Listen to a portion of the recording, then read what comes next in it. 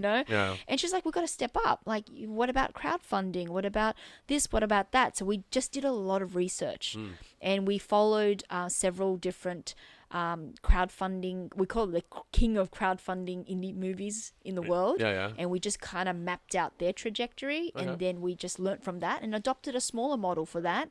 And in the meantime, crowdfunding, we hit up different local businesses and sort of say, hey, we're making a movie. What do you think?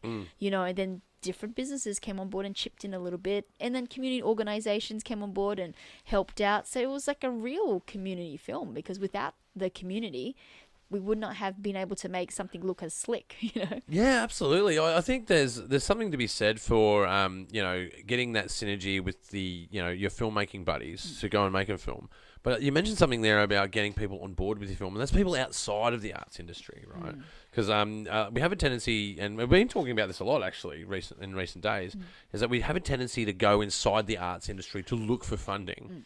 And the way that you've done is quite interesting because you're going, well, I've gone outside of the industry to get the funding, and then you sort of have like, you know, possible locations to shoot at, and you've got investors that are in the film, and then they get sort of, you know, they get their studio or their, you know, their factory or their warehouse sort of featured in the film, and then they've got this sort of notoriety. You go, oh, look, my thing where I work is in a film, you know, and I supported this film. So I think there's something to be said to be brave and to go outside of that.